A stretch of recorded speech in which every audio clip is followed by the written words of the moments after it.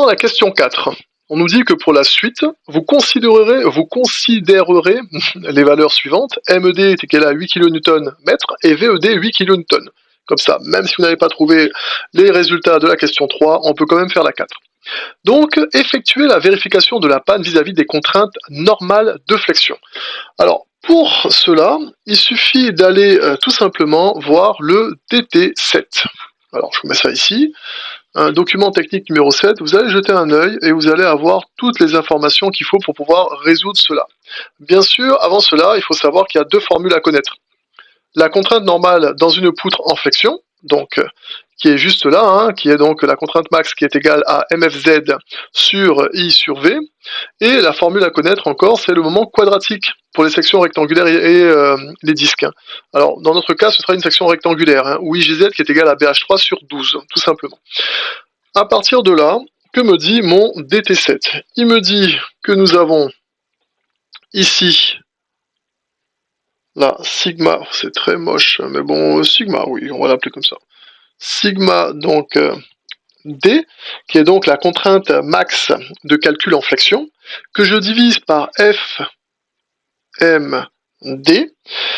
FMD, la résistance de calcul à la flexion du bois, et donc le résultat doit être inférieur ou égal à 1. Et là, on pourra dire justement que le critère est validé. Donc forcément, qu'est-ce que c'est que la contrainte MD? Eh bien, c'est justement le moment, hein, MF ZX, que je divise par I sur V. Donc, pour pouvoir résoudre cela, qu'est-ce que je vais chercher? Je vais chercher I. Vous vous rappelez? Je cherche mon fameux moment quadratique, qui est égal donc à B fois H3 sur 12. À partir de là, petit dessin pour vous mettre dans l'ambiance.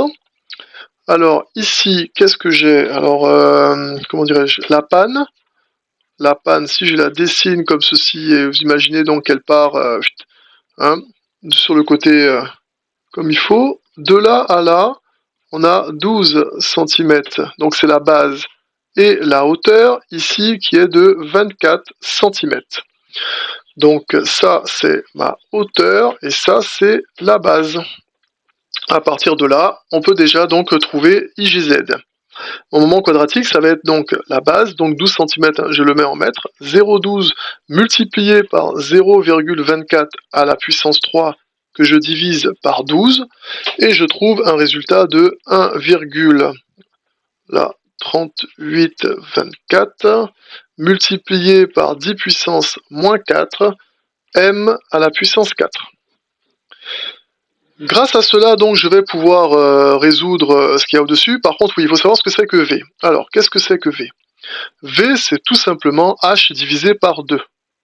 V, c'est H divisé par 2, ce qui est égal donc à 24 divisé par 2, ce qui me fait donc 12 cm.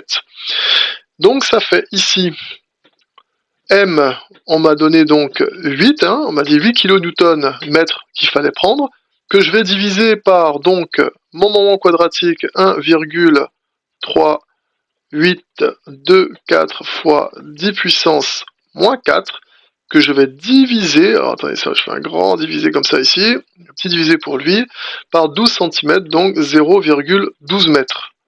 Le résultat, il sera de 6944 à peu près, hein, kilopascal. Je mets mon résultat donc en mégapascal, 6,94 mégapascal. On est pas mal. Maintenant, il me reste plus qu'à trouver FMD, donc la résistance de calcul à la flexion du bois. Alors, FMD, ici, hop, tac, FMD, qui est égal à KH, multiplié par Kmod, multiplié par FMK, donc la résistance caractéristique à la flexion du bois, divisé par gamma M, Et tout ceci, lorsque vous allez chercher dans vos documents, hein, vous avez de toute façon tous les éléments qui sont donnés au début. Donc, quand j'ai fait l'énoncé, hein, donc 1 fois 0,9 fois 24, je laisse en mégapascal, hein, divisé par 1,3, je trouve 16,61 mégapascal. Ensuite, fort de ces résultats, ici, je vais vous mettre en rouge, donc, ce que j'ai. Je vais avoir mon ma contrainte. Ma contrainte max, j'ai dit que c'était 6,94 que je vais diviser par 16,61. Je vais trouver un résultat de 0,417 à peu près, qui est bien inférieur à 1. Donc je peux dire que le critère est validé. Voilà, on a terminé pour ça.